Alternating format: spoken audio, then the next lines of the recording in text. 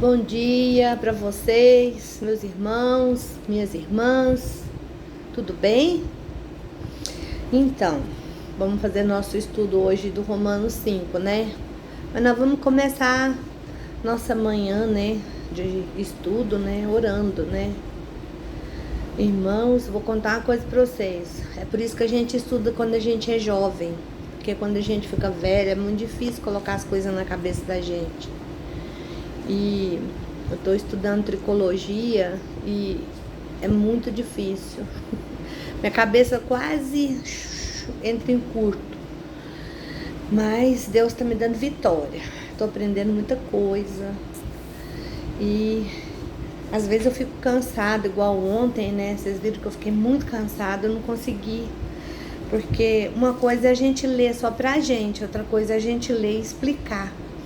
Então suga, né, a energia da gente. Mas graças a Deus nós vamos fazer isso hoje. Amém? Então vamos orar primeiro. Feche os nossos olhos e vamos falar com o Papai do Céu.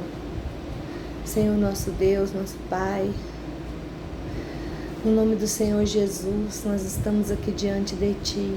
Ah, Senhor, que hora memorável, a hora que a gente para ficar do Seu lado. Muito obrigado, Senhor, pelo ar que eu respiro. Oh, Senhor, muito obrigado porque nós temos um lugar para morar. Muito obrigado, Senhor, pela nossa família. Obrigado, Senhor, pela nossa vida, Senhor. Até pelas provas nós te agradecemos nesse momento, Senhor, porque é nelas que a gente aprende a confiar em Ti.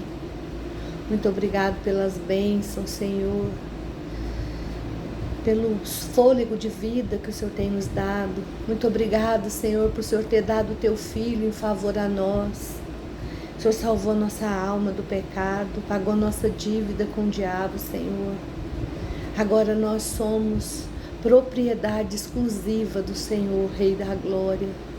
E nós te agradecemos por isso, Papai do Céu. Senhor, eu te peço que em cada lugar onde essa oração estiver chegando, o Senhor possa estar entrando com a Tua bênção, com a Tua provisão, com o Teu poder, com a Tua unção. Toca em cada lar representado. Visita cada vida, Senhor. Aquele que está desanimado, Senhor, dá ânimo. Aquele que está cansado, dá vigor. Aquele que está enfermo, Senhor, libera unção de cura sobre a vida dele, Papai do Céu. Aquele que está triste, derrama a tua unção de alegria, o óleo da alegria sobre a sua cabeça, Papai do Céu. Aquele que está sofrendo, vá ao encontro dele, Pai. Aquele que está em necessidade, vem suprir as suas necessidades. Eu oro por cada família, por cada filho, por cada cônjuge nesse momento, Senhor. Eu oro pela vida da Sofia, estou te agradecendo porque o Senhor tem cuidado dela e da Débora, Senhor. E um milagre, Senhor, é coisa de gente esperar e confiar. Isso a gente está fazendo, Papai do Céu.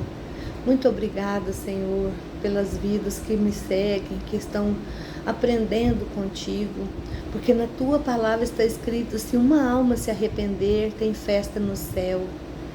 E a gente vê que tem 20 pessoas assíduas acompanhando esse estudo e aprendendo mais de Ti. E eu entrego cada uma delas na palma das Tuas mãos, Papai do Céu. Muito obrigada. Esteja conosco, Pai, Filho e Espírito Santo, estudando conosco e aprendendo mais de Ti, que é manso e humilde de coração. Em nome de Jesus. Amém e amém. Glória a Deus. Aleluia. Então, semana passada, né, a gente leu o capítulo 5 de Romanos, né? Então hoje nós vamos falar dele, né? E a gente vai falar dele aqui, ó, no versículo do 1 ao 5. Esses versículos, pega a sua Bíblia e dá uma olhadinha lá, que se você ler um pouquinho, sua memória volta. É incrível. Esses versículos iniciam uma sessão que apresenta alguns conceitos difíceis para a gente entender, né? Do capítulo 5 até o 8, é útil ter em mente os dois lados da realidade, da vida cristã. Por um lado, nós somos completos em Cristo. A nossa aceitação por Ele está garantida. Por outro lado, estamos crescendo em Cristo. Estamos ficando cada vez mais parecido com Ele. Amém? E ao mesmo tempo, temos a condição de reis e os deveres de servos. Forte, né? Sentimos a presença de Cristo e a pressão do pecado. Temos a paz que resulta de estar reconciliado com Deus, mas ainda enfrentamos problemas diários, que frequentemente nos ajuda a crescer. Se nos lembrarmos desses dois lados da vida cristã, nós não nos sentiremos desencorajados quando enfrentarmos tentações e dificuldades. Em vez disso, aprenderemos a confiar no poder que nos está disponível através do Senhor Jesus.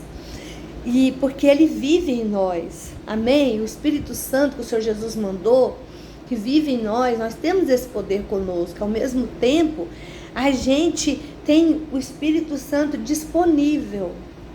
Né? Outro dia, né, vou contar para vocês um negócio. A minha neta estava indo pro clube e falou assim, ela, mas a Ana Júlia, amiga dela, falou assim, mas a gente precisa de uma carteirinha, porque eu tava dando dinheiro para comprar o convite, para poder alugar uma bola pra gente brincar. Aí eu peguei e falei assim, eu acho que a minha carteirinha tá por aqui, deixa eu ver. Aí eu falei, não tá aqui. Aí eu falei assim, aí a Ana Júlia, não. Eu falei assim, Deus, tem misericórdia, me mostra onde que tá a carteirinha. Aí eu entrei pro meu quarto, eu escutei a Isabela falando assim, pode deixar que ela vai achar agora, quer ver? Porque ela com Deus é assim. Graças a Deus por isso, né? Por esse legado. Quando a gente pede o Espírito Santo para nos ajudar, trazer a memória, uma coisa que a gente guardou, esqueceu, ou que a gente tá com algum problema, ou a gente perdeu a chave para sair, já aconteceu isso comigo. É só a gente clamar ao Senhor, Ele está disponível. Ele está disponível o tempo inteiro, Ele fica com a gente o tempo inteiro. Que maravilha, né? Servir um Deus assim, né? E aí no versículo 2, que ele fala, pelo qual também temos entrada pela fé, né? Que ele começa falando, Paulo afirma que como crentes agora, entramos em um lugar de privilégios, sabe? Imerecidos. Por quê? Graça é favor não merecido. Deus não apenas nos declarou inocente, como também nos aproximou de si mesmo. Em vez de sermos inimigos, nós nos tornamos seus amigos. Lembra que o Senhor Jesus falou? Que Ele fala assim, eu não vos chamo mais meus servos, porque o servo não sabe o que faz para o Senhor, mas eu vos chamo de amigos. Nós somos amigos do Senhor Jesus, amém? Hein? Glória a Deus. Na verdade, nós somos próprios filhos de Deus, amém? E aí no versículo 3 e 4, para os cristãos do século I, o sofrimento era regra e não exceção. Paulo nos diz que no futuro seremos transformados, mas até então deveremos vencer isso, que quer dizer que teremos dificuldade, que nos ajudarão a crescer. Nós nos alegramos no sofrimento, não porque gostamos da dor e falamos que negamos a tragédia, não, é porque quando a gente passa uma prova, a gente sai fortalecido, a gente aprende a confiar em Deus, a gente vai ouvir o Senhor e buscar Ele só em tempo de muita dor e muita luta. Tem o versículo, eu acho que é lá de Jeremias, se não me engano, fala, buscar-me-eis e me encontrareis quando me buscares de todo o vosso coração. Quando é que a gente busca o Senhor de todo o nosso coração? Quando a gente está num problema terrível, sabe? E a gente vai para os pés do Senhor. Então, as provas faz a gente fazer isso. E aí, o que vai acontecendo? Essas experiências que a gente vai passando, vai nos ensinando e nos fortalecendo, que a gente pode acreditar que Deus está conosco. A gente pode ter certeza que Jesus vai nos ajudar.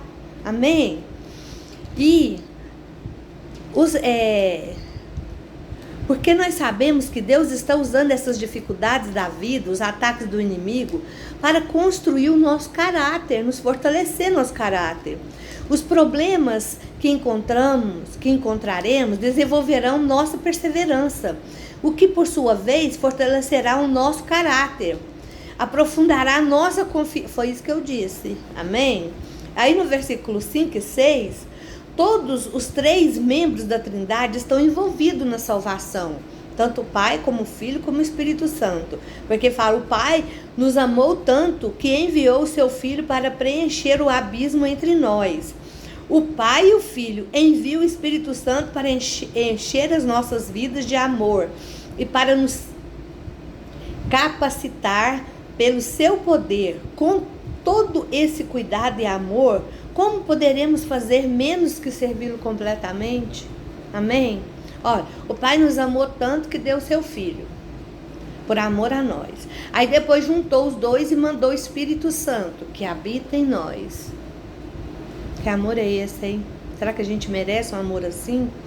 Então, no versículo 6, ele fala que a gente era fraco, impotente, porque nada podemos fazer por nós mesmos, para salvar a nós mesmos.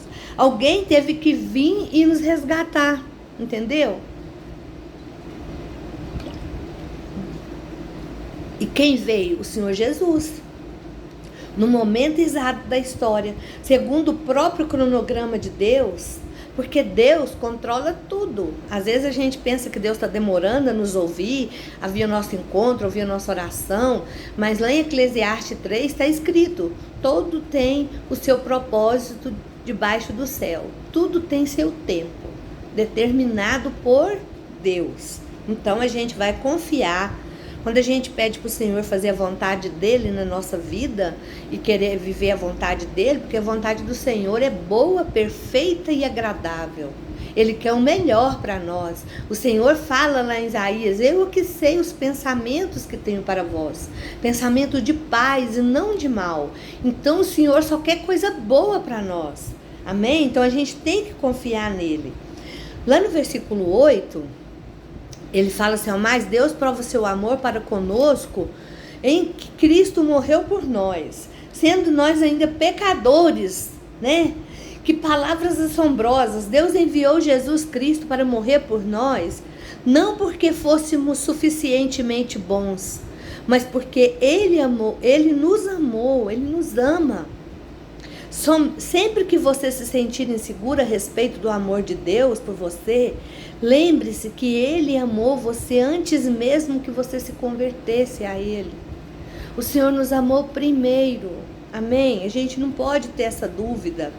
E lá no versículo 9 até o 10, que ele fala, né? Porque nós, sendo inimigos, fomos reconciliados, né? Então o amor que fez com que Cristo morresse é o mesmo amor que envia o Espírito Santo para estar conosco. Ele fala, não vou deixar vocês sozinhos, abandonados, órfãos.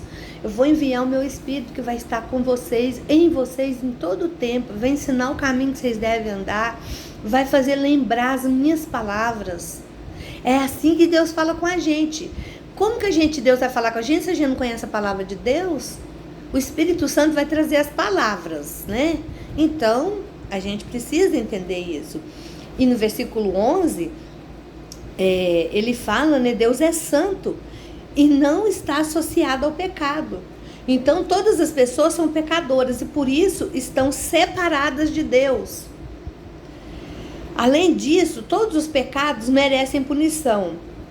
No entanto, em vez de punir com a morte que merecemos, Cristo tomou nossos pecados sobre si e recebeu a nossa punição morrendo na cruz. Agora, podemos nos alegrar em Deus pela fé na obra de Cristo. Nós ficamos próximos de Deus, amigos de Deus, em vez de ser inimigos e excluídos do Senhor. Amém?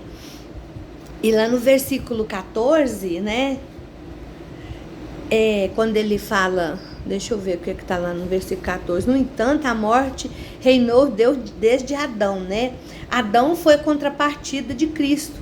Da mesma maneira como Adão foi representado da humanidade criada, Também Cristo é o representante de uma nova humanidade espiritual. Todos, o 15 e 19, fala que todos nós nascemos na família física de Adão. A linhagem familiar que leva à morte certa. Domingo eu ministrei a palavra lá na igreja, eu falei sobre árvores, né? Que o Senhor nos chama de árvores. Que ele fala assim, a árvore que meu pai plantou, ninguém arranca. É bem-aventurado aquele que medita na palavra do Senhor, Salmo 1, que fala, é como árvore plantada junto a ribeiros de água profunda, né? E lá em Jeremias também ele fala, né, que se nós confiarmos no Senhor, nós vamos ser como essa árvore plantada lá junto a ribeiro. Então, quando a gente nasce, lembra que Jesus falou que a árvore boa dá bons frutos e a árvore má dá maus frutos. Então, todos nós nascemos essa árvore má. Aí depois que a gente conhece Jesus, aí ele vai pegar essa planta e vai mudar ela. E vai tirar ela da onde ela está e levar ela a plantar junto a ribeiros. O que é? Vai começar a transformar ela. Aí aquele agricultor eterno, que é o nosso Deus, ele vai começar a cuidar e podar, tirar aqueles... Sabe aquelas cochonilhas que aparecem na folha da árvore? Então, é tipo pecado que a gente vai guardando, manias do velho homem. O lavrador, o nosso Senhor Jesus Cristo, ele começa a limpar essa árvore, vai trabalhando nela, cortando aqueles galhos. Vocês já passaram perto de uma árvore grande que tem alguns galhos grudados nelas mesmo, que estão secos, que morreu? Então, a gente precisa estar alimentando sempre da palavra de Deus, com as nossas raízes bem profundas, buscando a água. Que água é essa? Que nasce lá no trono de Deus, desce para a nossa raiz, que nos alimenta, que é a palavra do Senhor. Se nós estivermos assim, nós vamos dar fruto, nós vamos dar sombra. Então, nós nascemos como Adão, maus, mas o Senhor pegou a gente e trouxe Cristo na nossa vida, que pagou os nossos pecados. Agora nós somos árvores boas, que dão bons frutos. E o Senhor vai transformando a nossa vida e vai nos ajudando. Essa sessão que Paulo está falando aí em Romanos, trata de santificação. Depois que a gente passa pelo encontro com o Senhor Jesus, que a gente é regenerado, que o pecado é tirado de nós, que a partir de agora o pecado que acontece na nossa vida é um acidente, não é uma coisa premeditada, não é uma coisa que a gente quer fazer, ela começa a nos transformar. Nós começamos a ver as pessoas com outros olhos. Gente, eu sempre orei tanto assim, que, Senhor, me ajuda a olhar meu irmão através dos seus olhos, Senhor Jesus. Porque o Senhor Jesus, a pessoa, lembra a mulher adúltera? Todo mundo estava jogando pedra nela, mas ele viu algo mais nela. E ele pegou e falou para ela, onde estão os teus acusadores? Ela falou, foram embora. Aí ele falou assim, então não tem ninguém para te acusar, eu também não te acuso, vai, não peca mais. Tá entendendo? A gente começa a olhar com esses olhos que o do Senhor, a gente começa a amar a criatura que foi criada por Deus. Porque o Senhor Jesus não morreu, não foi só por mim, por você. Ele morreu pelo aquele que está na rua, pelo bandido, pelo ladrão, porque se ele arrepender, o Senhor tem condição de salvar ele.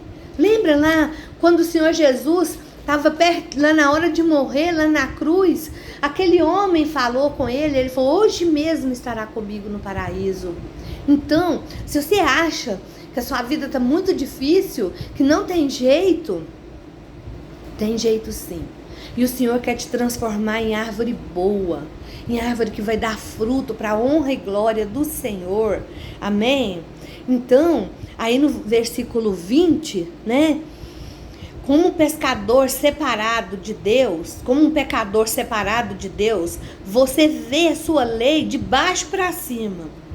Como uma escada que você deve subir para chegar a Deus. Nós vamos subindo cada dia um degrau. E o Senhor vai nos transformando a cada amanhecer. Aí a gente pensa assim, à noite, Senhor, aconteceu isso e isso, permita que amanhã eu não faço. Eu quero viver dentro da sua vontade. E nós vamos sendo transformados dia após dia, sabe? E E nós vamos chegar à postura de um varão perfeito. Amém? Então, agora nós vamos ler o capítulo 6. Aos Romanos, né? Eu vou ler aqui na Bíblia, nessa Bíblia viva aqui. Deixa eu chegar essa de estudo para cá. Lá no Romanos 6 está escrito assim: o que diremos então? Continuaremos a pecar para que a graça de Deus aumente cada vez mais? Naturalmente que não. Nós que morremos para o pecado, como deveríamos continuar vivendo nele? O poder do pecado sobre nós foi quebrado quando fomos batizados em sua morte. No batismo, fomos sepultados com ele na morte para que, assim como Cristo foi ressuscitado pelo Pai com poder glorioso, também nós vivamos em uma nova vida. Aí muitas pessoas falam assim: por que o batismo da Igreja Católica não serve?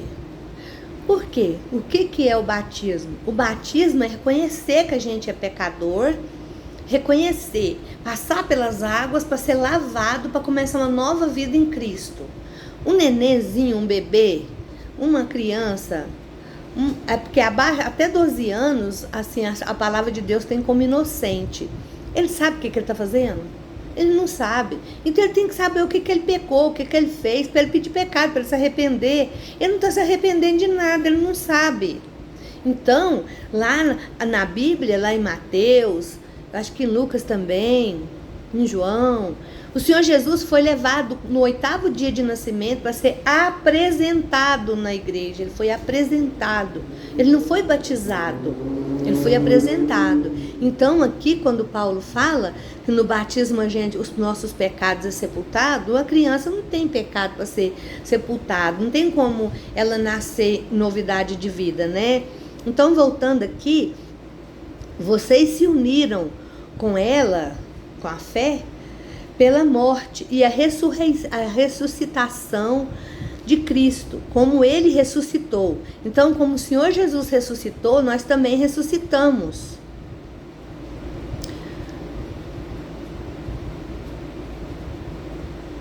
Então, deixa eu achar aqui, peraí.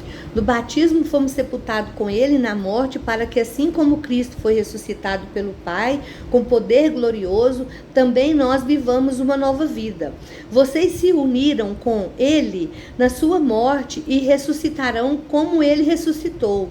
Os antigos desejos malignos de vocês foram pregados na cruz juntamente com ele.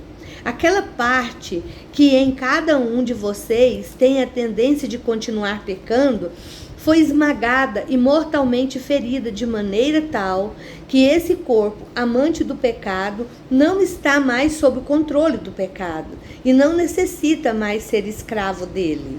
Amém? Quando vocês morreram para o pecado, libertaram-se de todos os seus atrativos e do seu poder sobre vocês. E visto que morremos com Cristo, cremos que participaremos da sua vida nova. Cristo ressuscitou dentre os mortos e não poderá morrer outra vez. A morte não tem mais poder algum sobre ele. Ele morreu de uma vez por todas, a fim de acabar com o poder do pecado. E agora vive para sempre em contínua comunhão com Deus. Portanto, considerem-se mortos para o pecado, enquanto, por outro lado, estão vivos para Deus em Jesus Cristo. Não deixem que o pecado controle esse corpo mortal de vocês e não cedam aos seus desejos pecaminosos. Não deixe que nenhuma parte de seu corpo seja instrumento de injustiça.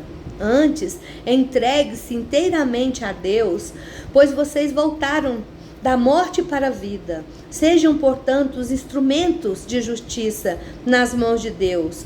Nunca mais o pecado deverá voltar a dominar vocês. Agora, vocês não estão mais debaixo da lei, mas livres sobre a graça de Deus. Isso significa que agora nós podemos ir avante e pecar sem nos incomodarmos com o pecado, pois nossa salvação não depende mais de guardar a lei, mas de receber a graça divina? É claro que não. Será que vocês não compreendem que podem escolher seu próprio Senhor? Podem escolher o pecado que leva à morte, ou então obediência que leva à vida? Aquele a quem você mesmo se oferecer, este será o seu Senhor e você será escravo dele. É forte, né, gente? É tipo assim, quem é que você dá mais atenção? Quem é que você busca mais? Quem é que você ama mais? É aquele que é o seu Senhor. Quando a pessoa fuma, o Senhor dele é o cigarro. É triste, mas é verdade. Quando a pessoa é alcoólatra, o Senhor dele é a bebida. E quando o nosso Senhor é o Senhor Jesus, a gente está livre. Então, o apóstolo Paulo fala assim no versículo 17 agora: mas graças a Deus que vocês, embora antigamente tivessem escolhido ser escravos do pecado, agora obedecem de todo o coração ao ensino de Deus, que Deus lhes entregou. Agora estão livres do velho senhor, o pecado. Tornaram-se escravos do novo Senhor, a justiça, a vida. Falo dessa maneira, utilizando-me da ilustração de escravos e senhores, porque é fácil de compreender. Tal como vocês costumavam ser escravos da impureza e da maldade, que leva à maldade, assim também agora é preciso que vocês deixem-se escravizar pela justiça que leva à santidade. Naqueles dias, quando vocês ainda eram escravos do pecado, vocês estavam isentos da justiça. E qual foi o resultado? Evidentemente não foi nada bom, visto que agora vocês se envergonham até mesmo em pensar naquelas coisas que costumavam fazer, pois o fim delas é a morte. Gente, eu quando lembro do que eu fiz, eu me envergonho de mim mesmo. É sério. Agora, no entanto, estão livres do poder do pecado e são escravos de Deus, aleluia. E entre os benefícios que ele dispensa a você está a santidade, de cujo fim é a vida eterna, glória a Deus. Pois o salário do pecado é a morte, mas a dádiva gratuita de Deus é a vida eterna por meio de Jesus Cristo, nosso Senhor. Amém? Glória a Deus. Que capítulo maravilhoso, né, gente? E amanhã a gente vai estudar ele, amém? E eu espero que vocês tenham uma boa tarde. Orem por mim, viu? Quando vocês for orar para vocês lembrem de mim. E que Deus abençoe vocês, que esteja tudo em paz. E amanhã a gente continua, amém? Fica com Deus.